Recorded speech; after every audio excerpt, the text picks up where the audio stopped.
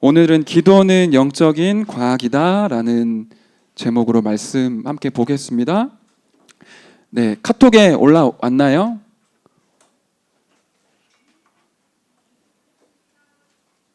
올라왔어요? 13강인가요? 개인화의 시작? 맞죠? 기도는 영적인 과학이다. 우리 개인화의 시작 쭉 보고 있습니다. 개인화의 시작 총 19강 중에 여러분들 뭐 이렇게 아시겠지만 구성이 이렇게 되어 있죠. 이제 평신도가 읽을 전도훈련 교재에서 발췌된 개인 양육 메시지가 이제 7강이 있고요. 이제 EBS 이제 개인 양육 메시지 안에 7강 메시지가 나와 있고요. 지역 복음화를 위한 외곽 전도 전략 거기 안에서 5강의 개인 양육 메시지가 있죠. 이렇게 총 합쳐서 이제 19강으로 우리 개인화의 시작을 이제 묶었어요. 그 중에 7강은 제가 지난번에도 말씀드린 것 같은데 구원의 길을 쭉 이렇게 풀어놓은 메시지가 이제 7강이에요. EBS 개인 양육 메시지 안에서 나왔던 7강의 메시지 우리가 계속 이제 확인을 했습니다. 처음에 구원의 길이 있었고 인간의 고통의 근본 원인이 무엇이냐, 종교와 복음, 새로운 갈등이 있는데 그 갈등을 어떻게 해결할 수 있냐, 그리고는 이 중간에 7강 중에 이제 6강이랑 7강의 내용이 기도에 관한 내용이에요. 그래서 이번 주, 다음 주 기도에 대한 부분을 말씀을 보도록 할 거고, 제가 이 19강의 메시지를 이렇게 구분해서 말씀드리는 이유는 하나님이 전도자에게 성령의 인도를 따라 현장을 들어가는 전도자에게 개인 양육할 수 있는 메시지를 이렇게 완성된 메시지를 주셨잖아요. 우리가 구성된 부분들을 자세히 좀 들여다보면 새 가족을 만났을 때 그 시간표에 맞게끔 어떻게 메시지를 전달할 수 있는지가 좀 보이게 되죠. 그래서 그냥 우리 학습하거나 교육받는 게 아니기 때문에 좀 이유와 그 내용들을 살펴봤으면 좋겠습니다. 기도는 영적인 과학이다. 이게 복음 편지에도 메시지가 나와 있는데 우리 다락방 멤버라면 많이 들었던 얘기이죠. 저는 고등학교 때 다락방 처음 접하고 나서 이 문장 자체가 너무 신기했어요. 한 번도 들어본 적이 없는 얘기였기 때문에 기도가 영적인 과학? 이게 어떤 의미일까? 곰곰이 생각해 보기도 하고 친구들이랑 포럼도 많이 나눠 봤었어요. 만약에 불신자 새 가족이 여러분에게 이게 무슨 말이에요? 라고 물어본다면 여러분은 어떻게 대답을 하시겠습니까? 이 영적인 과학이다. 기도는 영적인 과학이다. 이게 어떤 의미를 이제 가지고 있을까요? 교재를 조금 보시면 1번 대절을 보세요. 기도는 영적인 과학이다. 그러면서 나오는 내용들이 뭐죠? 기도하면 주님이 나타나신다. 기도하면 주의 사자들이 동원된다. 기도하면 불신앙이 무너진다. 기도하면 해답이 나타난다. 다시 말하면 신자든 불신자든 기도할 때 반드시 어떤 일이 일어나게 되죠. 그렇기 때문에 기도를 영적인 과학이라고 얘기를 하지 않습니까? 불신자도 기도하면 응답을 받고요. 복음을 정확하게 소유하고 있는 신자가 기도하면 반드시 응답을 받게 되죠. 여러분들이 아마 들어보신 사람도 있을 텐데 1997년도 12월 달에 대한민국에 IMF라는 굉장히 큰 위기가 닥치게 돼요. 그 IMF가 터지게 된 이유가 한보그룹이라는 굉장히 큰 그룹이 부도가 터지면서 그 그룹과 연결되어져 있는 회사들이 연쇄 부도가 터졌고 그게 국가 부도로 터지게 되면서 우리나라가 빚쟁이 국가가 된 그런 사례였었거든요. 그때 우리나라 경제가 굉장히 어려운 가운데 빠지게 되죠. 그때 그 한보그룹이 IMF를 터지게 한 근본적인 원인이었었는데 그 한보그룹을 자세히 들여다보면 영적인 부분과 굉장히 밀접한 연관이 있어요. 그 한보그룹을 만들었던 회장 정태수라는 사람이 원래는 지역의 작은 동사무소의 사무원이었대요. 젊었을 때. 그러다가 어느 날 점쟁이를 찾아가서 이제 내가 앞으로 어떻게 하면 돈을 많이 벌고 성공할 수 있겠냐라고 점을 치니까 갑자기 대뜸 점쟁이가 철강 회사를 차려라. 그럼 떼돈을 벌 수 있다. 근데 그 말을 믿고는 실제로 이 사람이 철강 회사를 차렸어요. 근데 점쟁이가 얘기했던 것처럼 사업이 터지기 시작을 하는데 전에 한 번도 만져본 적 없었던 막 돈들을 손에 쥐게 된 거예요. 그리고는 그 점쟁이를 찾아가서 계속 점을 치는 일이 빈번하게 벌어지게 됐고 나중에는 아예 집에다가 신당을 차려놓고는 점쟁이를 전속 무당으로 집에 앉혔어요. 우리 임마누엘 서울교회 청년부에서 같이 사역했던 한 자매가 그 한복으로 정태수 회장의 손자랑 친구였어서 과거에 그 집에 들어갔더니 진짜 점쟁이가 있더라 이런 얘기를 한 적이 있었거든요. 그리고는 무당이 했던 말 그대로 사업을 이제 확장하기 시작을 하는데 너무너무 잘 되는 거예요. 무당의 그 시간표에 이 사업을 하면 됩니다. 그 사업을 열었더니 대박 터지고 그렇게 해서 철강회사, 작은 철강회사가 이 대한민국을 움직일 만한 그룹으로 성장을 하게 된 거죠. 결정적인 순간에 점쟁이가 하라고 했던 그 결정대로 이 사업의 방향을 딱 틀었는데 그게 이제 국가 부도로 연결되어지는 일이 벌어졌어요. 불신자가 기도했을 때 받는 응답이죠. 사단이 좋은 것을 계속 이제 주면서 결국에는 멸망 가운데로 끌고 가잖아요. 제가 종종 이런 얘기를 이제 간증할 때 했던 적이 있는데 제가 보컬 트레이너를 했을 때 만났던 한 친구예요. 연세대 오케스트라를 움직이는 지휘과의 학생이었고 그 연세대를 들어간다는 게 쉽지가 않잖아요.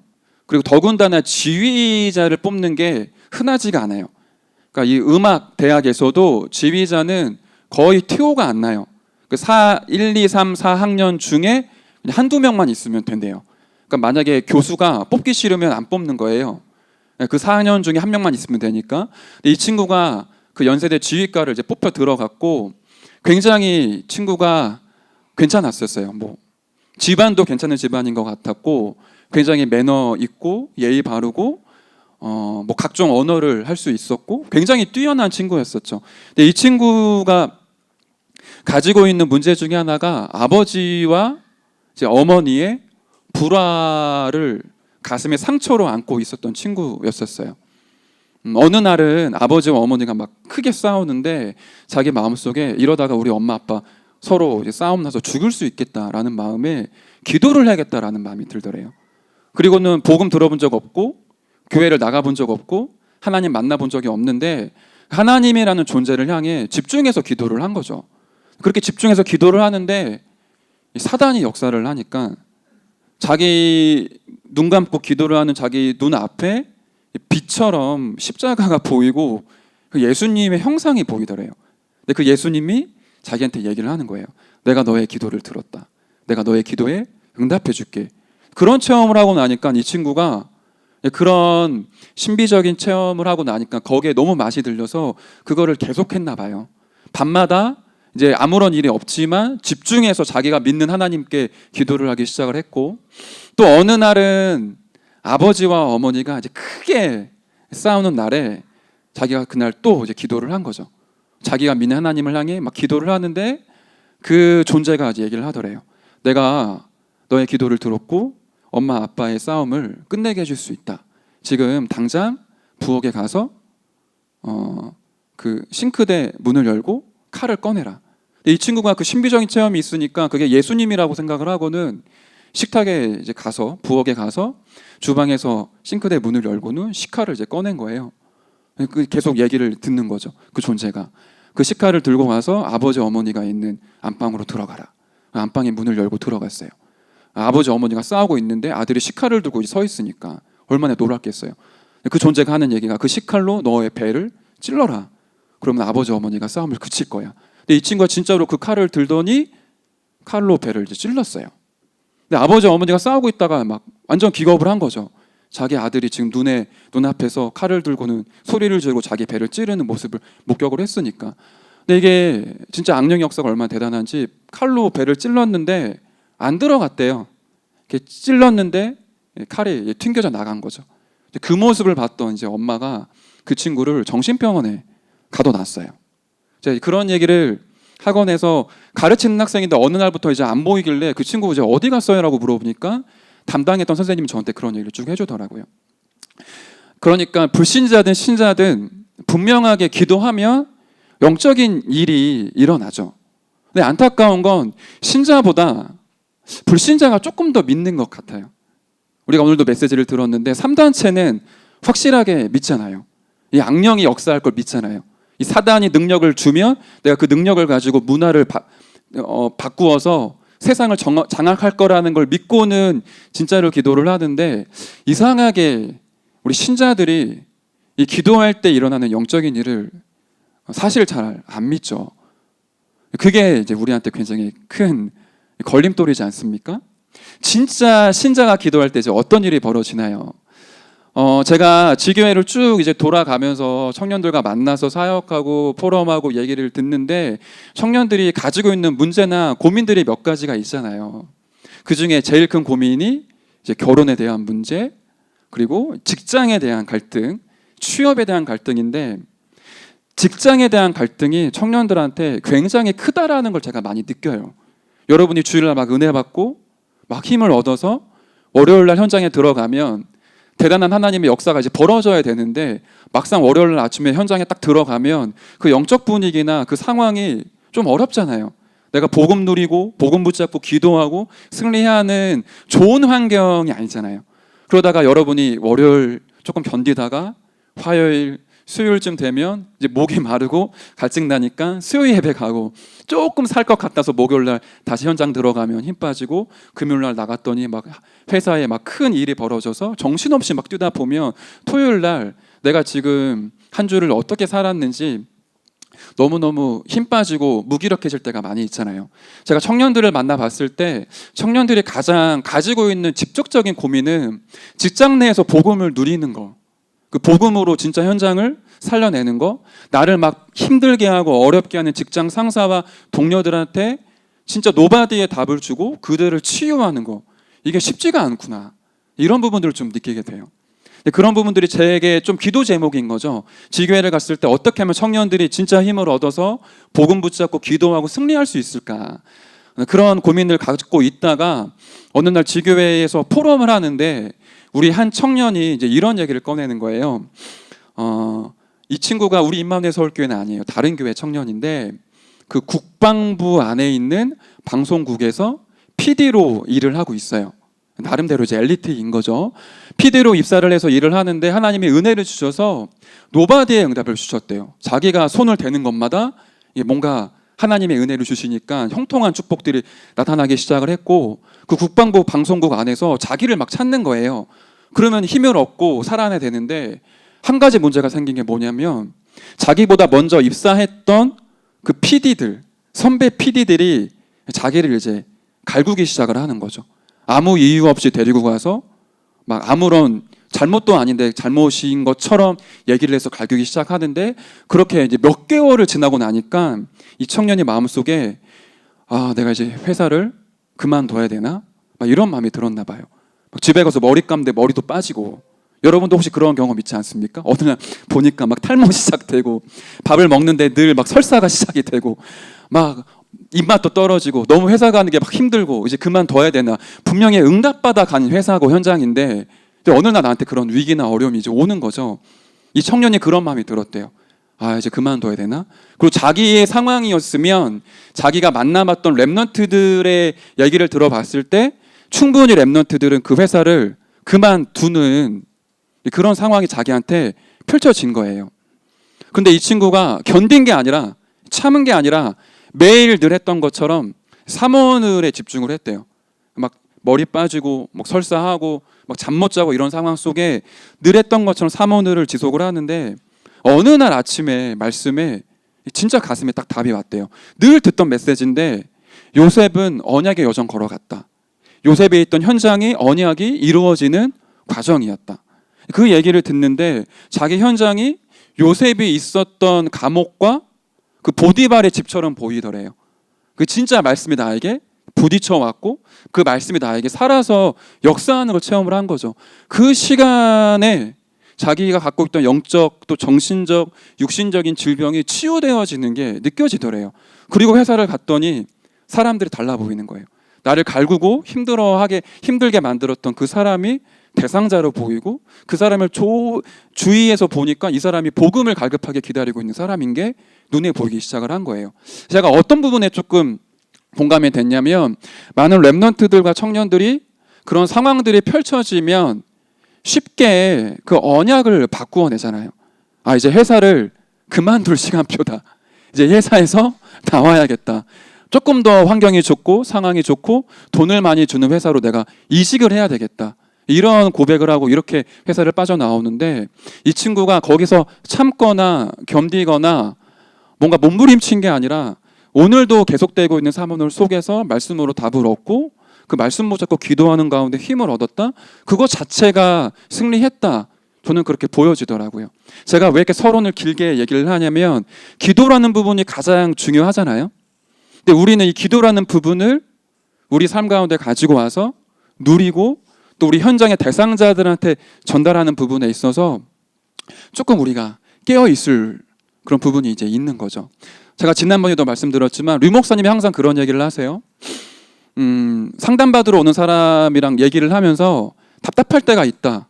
얘기를 쭉 하는데 이 사람이 기도를 하지 않는 사람이구나. 그런 부분이 느껴지면 답답하다. 그리고 이 사람이 어떻게 기도할까? 그게 가장 이제 궁금하다.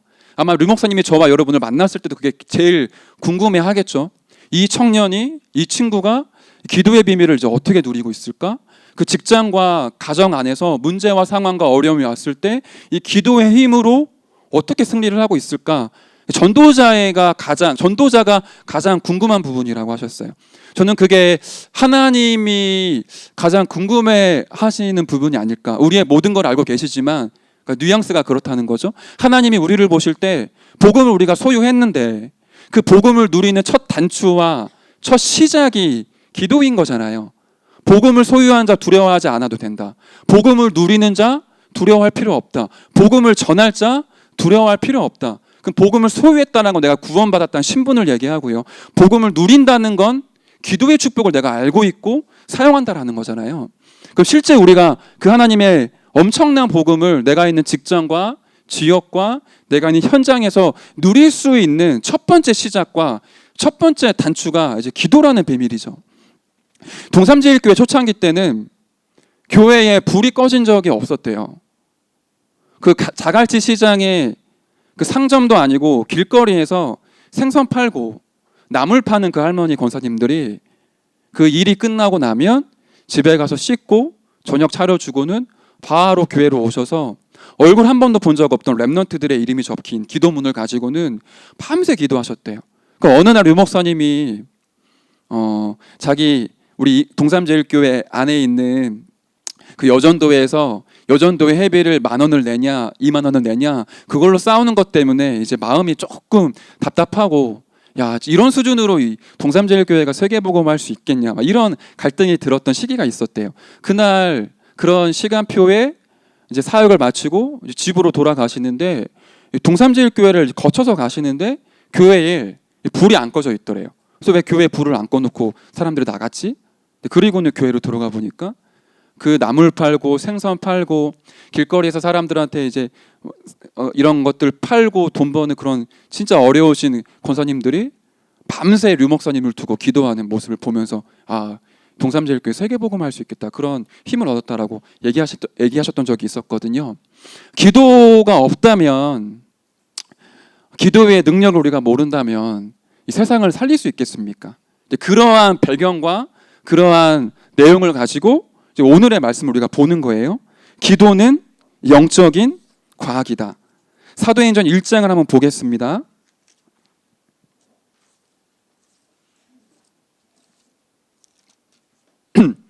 기도할 때 반드시 일어나는 일이죠. 사도행전 1장 14절에 보시면 우리 한 목소리로 한번 읽어볼까요? 사도행전 1장 14절입니다. 함께 읽겠습니다. 여자들과 예수의 어머니 마리아와 예수의 아우들과 더불어 마음을 같이하여 오로지 기도에 힘쓰더라. 마가다라방에 모여 있었던 120명의 성도가 오로지 기도에 힘쓰는 일이 벌어졌죠. 이 120명의 성도의 모습을 보자면 절대 불가능한 사람들이잖아요.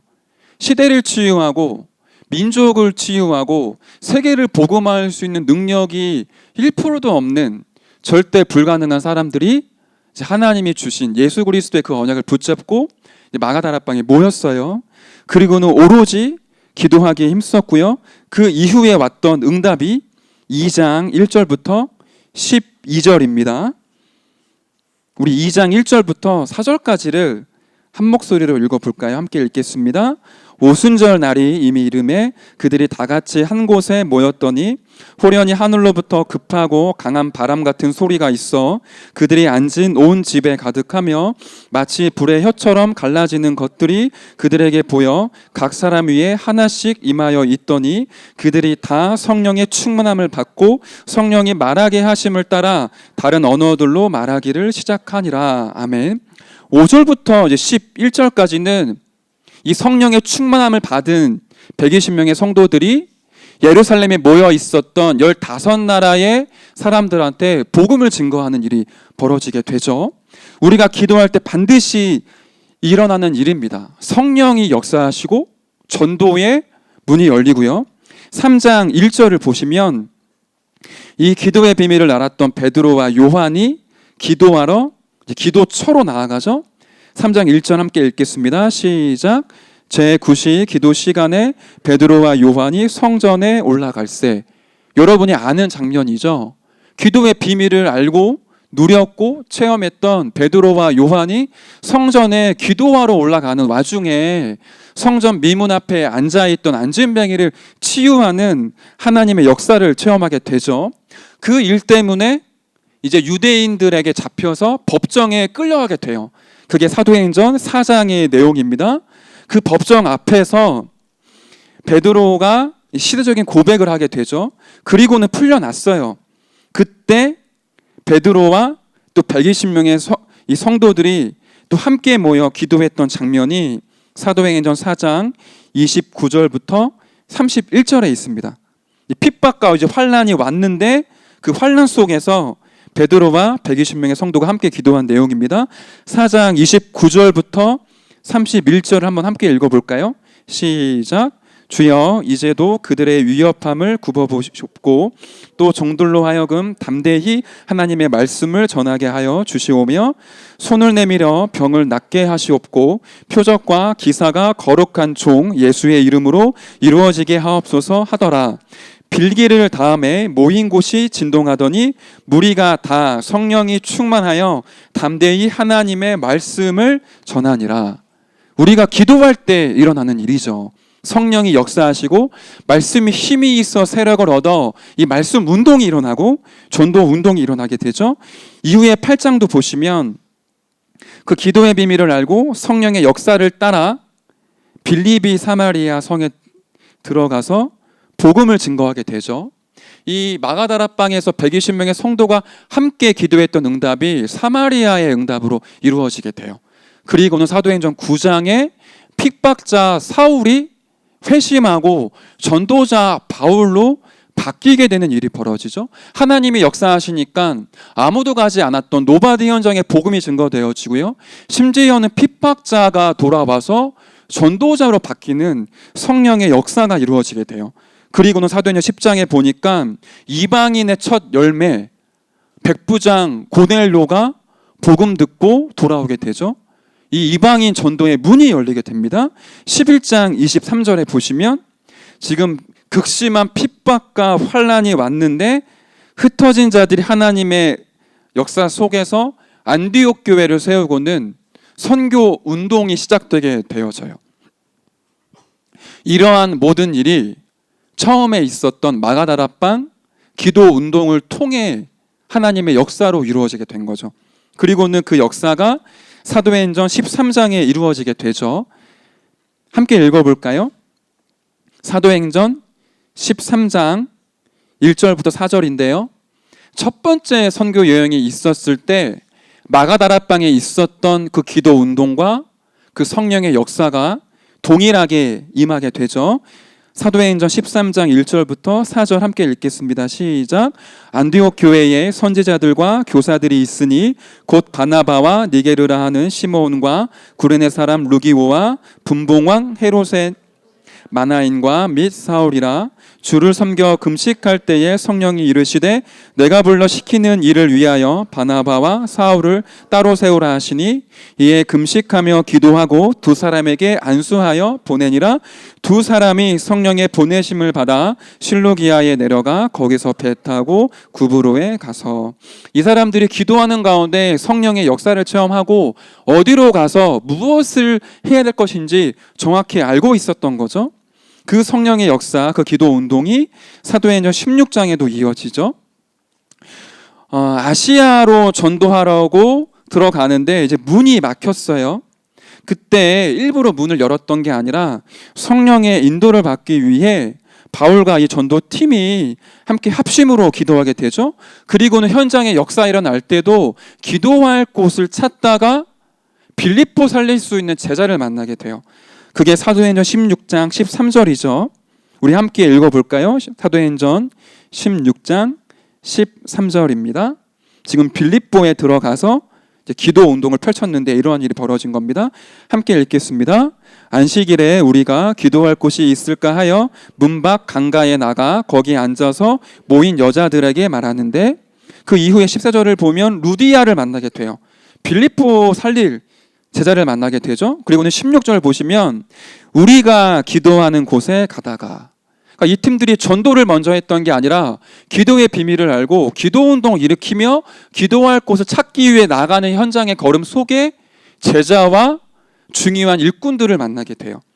우리가 기도하는 곳에 가다가 점치는 귀신 들린 여종 하나를 만나니 점으로 그 주인들에게 큰 이익을 주는 자라. 이 귀신 들린 여종을 치유하게 되죠. 그리고는 그렇게 기도 속의 인도를 받다가 18장 1절부터 4절은 생명 걸고 동역할 수 있는 동역자 브리스길라 아굴라를 만나게 되고요. 이후에 19장 20절에 그 마가다라방 기도 운동이 이제 여기까지 흘러 들어간 거죠. 사도행전 19장 20절에 보면 온 에베소 지역을 통해 아시아를 복음화하고 난 뒤에 이렇게 기록이 된 겁니다. 이와 같이 주의 말씀이 힘이 있어 흥왕하여 세력을 얻으니라. 이게 무슨 말이죠? 기도 운동 일으켰는데, 기도의 비밀 진짜로 누렸는데 말씀이 성취되어지고 말씀의 역사가 일어났어요.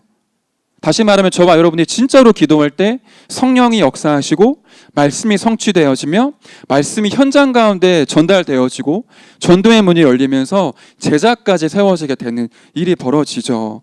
그래서 기도라는 부분이 이만큼 이제 중요한 겁니다. 두 번째를 보겠습니다. 시간이 많이 갔기 때문에 빨리 넘어갈게요. 기도하면 어떤 일이 벌어지죠? 기도할 때 주의 사자들이 동원된다. 눈에 보이지 않지만 천군과 천사가 파송되는 거죠. 사도행전 12장을 보시면 베드로가 복음 증거하다가 옥에 갇히게 되죠. 그때 12장 5절에 보시면 이렇게 말씀이 나와 있어요. 이에 베드로는 옥에 갇혔고 교회는 그를 위하여 간절히 하나님께 기도하더라. 그날 밤에 옥에 갇혀 있는 베드로를 위해 마가다라방 성도들이 함께 기도했는데 이제 하나님의 일이 벌어지죠. 12장 7절을 보세요. 후련히 주의 사자가 나타나매 옥중에 광채가 빛나며 또 베드로의 옆구리를 쳐 깨워 이르되 급히 일어나라 하니 쇠사슬이 그 손에서 벗어지더라. 천사가 이르되, 하나님의 천군 천사가 이제 일이 현장 가운데 파송되어져서 베드로가 옥에서 빠져나오게 되고 이후에 지속적인 전도 운동이 일어나게 되죠. 뒤에 사도행전 27장에 보면 바울이 기도할 때 일어난 일이죠. 사도행전 27장 22절, 24절 우리 저와 여러분이 한 목소리로 한번 읽어볼까요? 사도행전 27장 22절, 24절입니다. 함께 읽겠습니다. 내가 너희를 권하노니 이제는 안심하라. 너희 중 아무도 생명에는 아무런 손상이 없겠고 오직 백분이리라. 내가 속한 바 곧 내가 섬기는 하나님의 사자가 어젯밤에 내 곁에 서서 말하되 바울아 두려워하지 말라. 네가 가이사 앞에 서야 하겠고 또 하나님께서 너와 함께 항의하는 자를 다 내게 주셨다 하였으니.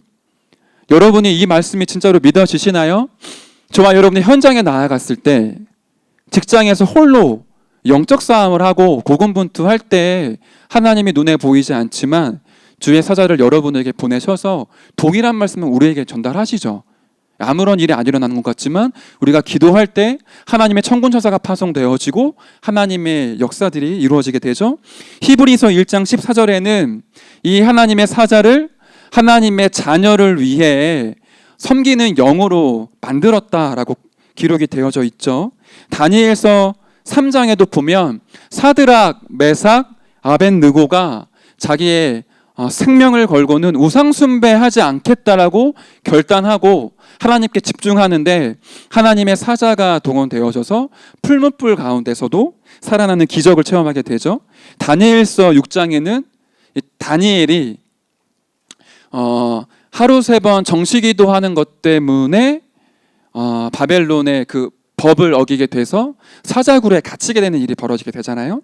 그때 하나님의 사자가 동원되어져서 그 죽음의 위기에서 빠져나오게 되고요. 우리가 기도할 때 일어나는 일을 요한이 계시록에 기록했죠. 함께 찾아볼까요? 요한계시록 8장 3절부터 5절입니다.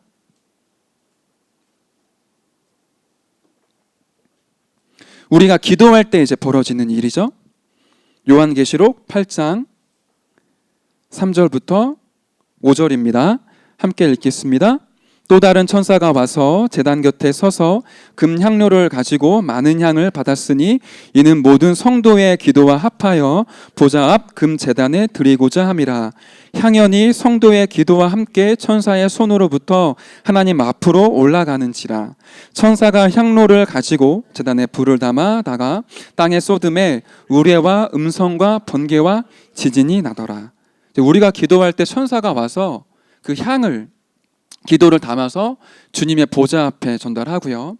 하나님이 그 기도를 들으시고는 다시 심부름하는 천사를 보내셔서 하나님의 일을 이루시게 되죠. 그리고 3번째입니다. 기도하면 일어나는 일이 뭐죠? 불신앙이 무너지게 되죠. 빌립보서 4장 6절부터 7절에 중요한 말씀이 기록되어져 있죠. 우리 함께 찾아볼까요? 빌립보서 4장 6절부터 7절입니다. 우리가 다 아는 말씀이긴 하지만 말씀을 우리의 마음과 영혼에 각인하며 기도의 축복을 누리도록 하겠습니다. 빌립보서 4장 6절부터 7절 함께 읽겠습니다. 시작.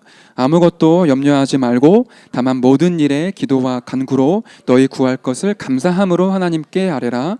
그리하면 모든 지각에 뛰어난 하나님의 평강이 그리스도 예수 안에서 너희 마음과 생각을 지키시리라. 불신자가 기도할 때는 일이 잘 되어지는 것처럼 보이지만 결국에 응답이 멸망으로 오게 되죠. 성도가 기도할 때 현장의 상황이나 환경이 바뀌지 않는 것처럼 느껴져요. 실제로 바뀌지 않을 수도 있고요. 근데 우리가 기도할 때 어떤 일이 벌어지냐? 성령이 우리의 생각과 마음과 영혼을 주관하시고요. 하나님의 천군과 천사가 파송되어져서 지금까지 이루어지지 않았던 하나님의 일이 시작되어지게 되죠. 그리고는 우리 마음속에 하나님의 그 약속과 언약을 믿을 수 없었던 불신앙이 그리스도 예수 이름으로 무너지기 시작을 하죠. 우리가 영적인 감각이 없던 사람이었다가 기도 속에 있을 때 현장에 하나님께서 이루시는 일을 보게 되고요. 영적인 감각이 살아나면서 영적인 일을 분별할 수 있는 지혜까지 얻게 되죠. 기도할 때 반드시 불신앙이 무너진다. 누가복음 18장을 한번 볼까요? 예수님이 기도에 대해서 말씀하신 부분이에요. 누가복음 18장 1절부터 8절을 보시면 예수님이 기도에 대해 비유로 말씀을 하세요. 한 가부가 재판장을 따라다니면서 계속 올바르게 재판을 해달라고 이제 간구하고 청을 하는 장면이 비유를 말씀하시면서 이렇게 말씀하시죠. 7절에 하물며 하나님께서 그 밤낮 부르짖는 택하신 자들의 원한을 풀어주지 아니하시겠느냐, 그들에게 오래 참으시겠느냐. 우리가 기도하면 응답하신다라는 거죠. 근데 8절이 중요합니다. 내가 너희에게 이르노니 속히 그 원한을 풀어주시리라. 그러나 인자가 올 때에 세상에서 믿음을 보겠느냐 하시니라. 좀 의미심장한 얘기를 예수님이 꺼내신 거예요. 18장 1절을 보시면 예수께서 그들에게 항상 기도하고 낙심하지 말아야 할 것을 비유로 말씀하여 이르시다, 이렇게 기록되어 있어요. 다시 말하면 불신앙 가운데 빠지지 말고 진짜 하나님의 약속 믿어라. 그거를 두고 진짜로 기도를 해라. 너희가 기도할 때 너희 마음속에 그 하나님을 믿지 못했던, 그 약속을 믿지 못했던 모든 불신앙이 무너질 거다. 그러한 내용들이 이제 안에 담겨져 있는 거죠. 그리고는 마태복음 12장 28절 29절에는 믿음 가지고 기도할 때, 진짜 예수 그리스도 이름으로 기도할 때 성령이 역사하시고 마귀의 권세가 무너지며 하나님의 나라가 임할 것이다, 약속을 하셨죠. 마태복음 12장 28절 29절을 보시면 우리 함께 읽어볼까요? 마태복음 12장 28절 29절입니다. 그러나 내가 하나님의 성령을 힘입어 귀신을 쫓아내는 것이면 하나님의 나라가 이미 너희에게 임하였느니라. 사람이 먼저 강한 자를 결박하지 않고서야 어떻게 그 강한 자의 집에 들어가 그 세간을 강탈하겠느냐. 결박한 후에야 그 집을 강탈하리라. 28절 보시면 하나님의 성령을 힘입어 귀신을 쫓아내는 것이면 하나님의 나라가 이미 너희에게 임하였느니라. 기도할 때 이러한 일이 이제 벌어지게 되는 거죠. 마지막 네 번째입니다. 기도하면 해답이 나타난다. 야고보서 1장 1절을 보시고요. 뒤이어 쭉 보시면 야고보서 히브리서 뒤에 있습니다. 1장 1절부터 쭉 보시면요. 2절 한번 보세요. 내 형제들아 너희가 여러 가지 시험을 당하거든 온전히 기쁘게 여기라. 이는 너희 믿음의 시련이 인내를 만들어내는 줄 너희가 알미라. 지금 야고보가 서신을 썼는데요. 여러 가지 문제와 핍박과 환난이 오거든 온전히 기뻐하라. 너희의 믿음의 시련이 인내를 만들어낸다. 그렇게 얘기를 하고 있죠. 4절부터 쭉 보세요. 인내를 온전히 이루라. 이는 너희로 온전하고 구비하여 조금도 부족함이 없게 하려 함이라. 이러한 응답과 은혜가 임하는 거죠. 온전하여지고 조금도 부족함이 없는 그리스도로 충분한 응답이 임하게 된다. 그 이유가 뭐냐면 5절을 보세요. 너희 중에 누구든지 지혜가 부족하거든 모든 사람에게 후히 주시고 꾸짖지 아니하시는 하나님께 구하라. 그리하면 주시리라. 오직 믿음으로 구하고 조금도 의심하지 말라. 기도할 때 핍박과 환난과 문제에 이길 수 있는 답을 하나님이 주신다. 온전하여지고 부족함이 없는 그리스도로 충분한 상태를 주님이 응답으로 주신다고 야고보서가 기록을 하고 있습니다. 마찬가지죠. 우리가 진짜로 기도할 때 우리가 원하는 대로 내가 뜻하는 바로 이루어지는 게 아니라 하나님의 그 문제와 상황과 환경과 갈등되어지는 그 갈등 속에 완벽한 답을 말씀을 통하여 저와 여러분에게 주시죠. 근데 기도할 수 없다면 응답되어지는 과정을 확인할 수가 없죠. 오랜 시간이 지나고 나서야 그게 이제 응답이었구나. 그때 내가 상처였고 아픔이었고 문제였지만 사실은 발판이었구나. 오래 지나고 나서 이제 알게 되지만 막상 그 시간표 속에 있을 때는 굉장히 마음이 힘들고 고통스럽고 뭔가 안정되어지지 않는 거죠. 근데 우리가 기도의 비밀을 가지고 있다면 문제가 또 환난이 위기가 온다 할지라도 그것 때문에 내가 좌우로 크게 흔들려지지 않죠. 이게 언약이 이루어지는 과정이구나. 이게 응답의 과정이고 응답이 온 거는 언약이 이루어지는 사인이구나. 그런 부분들이 확인이 되어지는 거죠. 그럼 마지막 이제 두 번째만 간단하게 정리하고 마무리합시다. 그럼 어떻게 기도하면 됩니까? 우리가 지금 기도하면 이루어지는 하나님의 역사를 봤어요. 그럼 우리의 대상자나 새 가족들이 이제 어떻게 기도하면 이제 응답받을 수 있을까? 그러한 부분들이 전달되어져야 하겠죠. 그리고 저와 여러분도 이 기도를 어떻게 해야 되는지 말씀을 통하여 확인하고 누려야 되겠죠. 첫 번째가 제목을 분명히 하는 겁니다. 마태복음 7장 7절부터 9절까지는 여러분이 많이 들었던 말씀이에요. 구하라 그리하면 주실 것이고, 찾으라 그리하면 찾을 것이다, 두드리라 그리하면 열릴 것이다. 예수님이 산상수훈에서 하신 말씀이죠. 구하는 이마다 받을 것이며 찾는 이는 찾아낼 것이고 두드리는 이에게는 열릴 것이니라. 너희 중에 누가 아들이 떡을 달라 하는데 돌을 주며 생선을 달라 하는데 뱀을 줄 사람이 있겠느냐? 너희가 악할 자라도 좋은 것으로 자식에게 줄 줄 알거든. 하물며 하늘에 계신 너희 아버지께서 구하는 자에게 좋은 것으로 주시지 않겠느냐? 다시 말하면 우리가 구하고 찾고 두드리는 분명한 기도의 제목이 있어야 된다는 거죠. 이 기도의 제목은 말씀 속에서 우리에게 주어지게 되죠. 임의로 내가 원하는 거, 내가 뜻하는 바를 구하는 것이 아니라 하나님의 말씀 가운데서 내 인생이 어떻게 응답받고 어떻게 살아가며 어느 직장에 들어가야 되고 내가 어떠한 사람 만나야 될 것인지까지 중요한 부분에 있어서 하나님께서 말씀으로 중요한 답을 주시고 기도 제목을 붙잡게 하시죠. 누가복음 18장 1절부터 8절은 우리가 아까 봤었던 본문이에요. 그 재판장과 가부의 비유를 말씀하시면서 예수님이 하신 비유였었죠. 두 번째는 시간을 정하는 겁니다. 저는 새 가족을 만나면 분명히 이렇게 얘기를 해줘요. 우리 정시기도를 가장 좋은 시간, 행복한 시간, 집중하기 좋은 시간에 갖죠. 그래서 아침에 눈 뜨고 일어날 때, 주로 또 밤에 잠자기 직전에 기도를 하죠. 그런데 가장 행복한 시간에 기도를 하라고 새가족한테 얘기를 하면 실제로 기도를 잘 안 하더라고요. 많이 까먹어요. 그래서 가급적이면 새가족들한테는 시간을 정하라고 얘기를 해요. 아침에 7시에 일어나냐? 그럼 7시 10분에 시간 정해라. 보통 12시에 자냐? 그 11시부터 정시기도를 시작을 해라. 왜냐하면 사단은 저와 여러분에게 시간을 빼앗아 가죠. 24를 누린다라는 것도 하나님의 은혜로 우리가 시간을 복음으로 정복했다라는 의미가 포함되어져 있잖아요. 24를 우리가 회복하기 위해 시간을 정해서 하나님께 나를 드리는 기도의 비밀, 그 기도의 축복을 회복하는 거죠. 성경에 보니까 이 사도들과 믿음의 영웅들이 시간을 정해서 기도했던 기록들이 많아요. 우리가 읽었던 사도행전 3장 1절에 보니까 베드로와 요한이 제9시 기도 시간에 라고 기록되어져 있어요. 그 말은 이 사람들이 시간을 정하여 기도했다라는 거죠.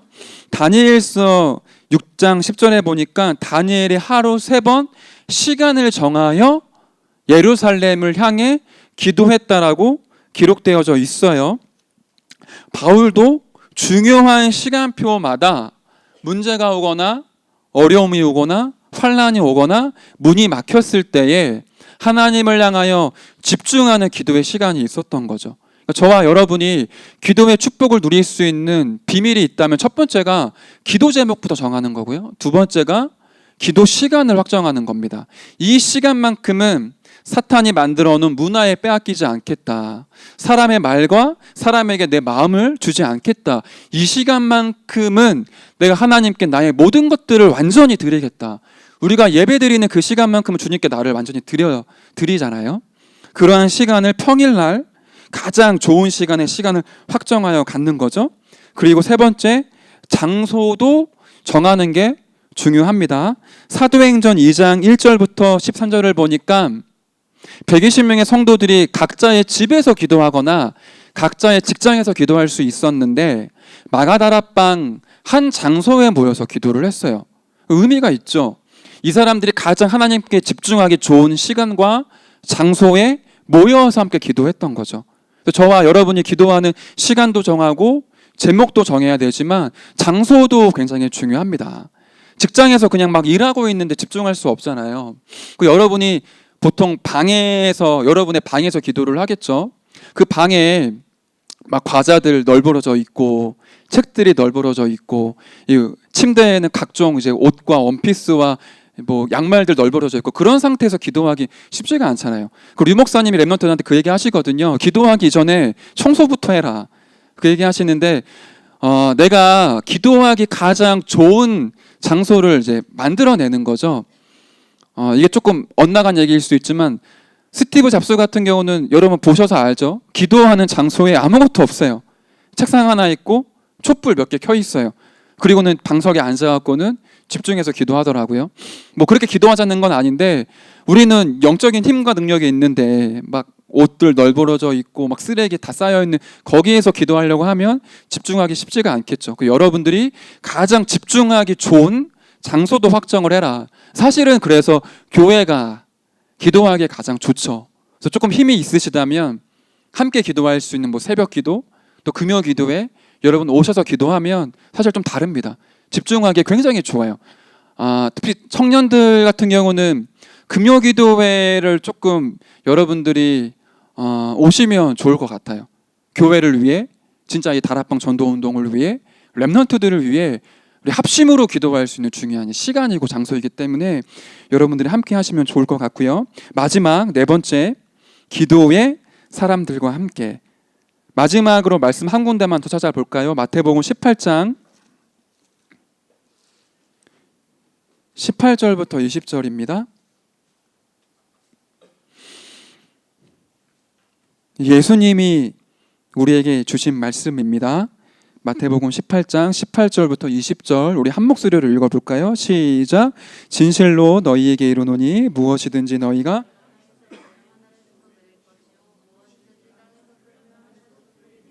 진실로 다시 너희에게 이르노니 너희 중에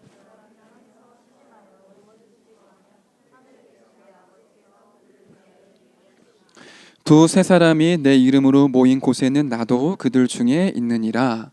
아멘. 우리가 모여서 함께 기도할 때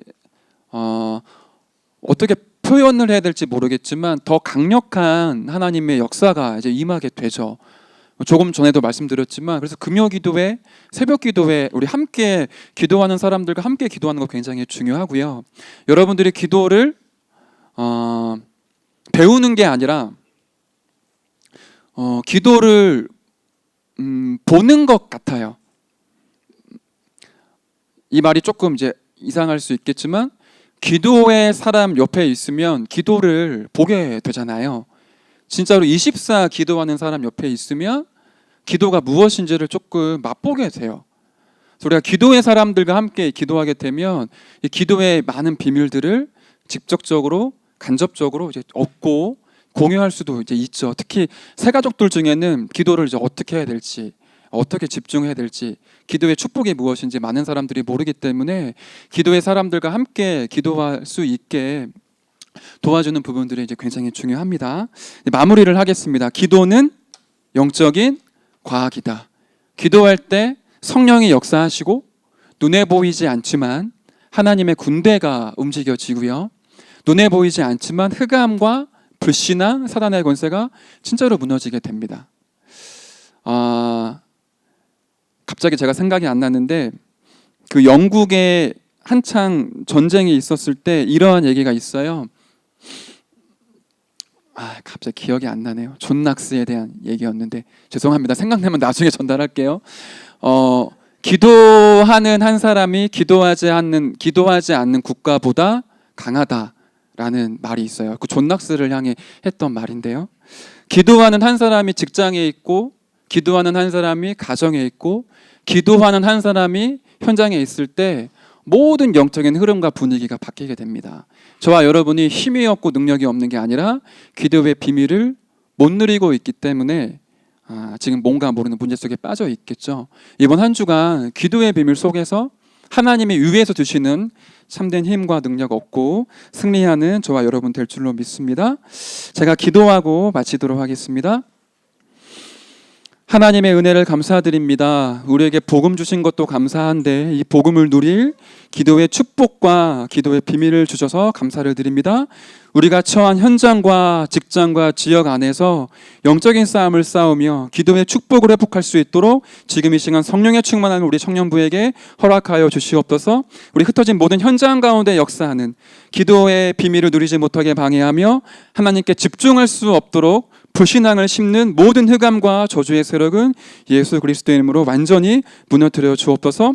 영역 간에 큰 힘을 얻는 한 주가 되게 하여 주옵소서. 예수님의 이름으로 기도드렸습니다. 아멘. 네, 한 주간 말씀 붙잡고 승리하시기 바랍니다. 마치겠습니다.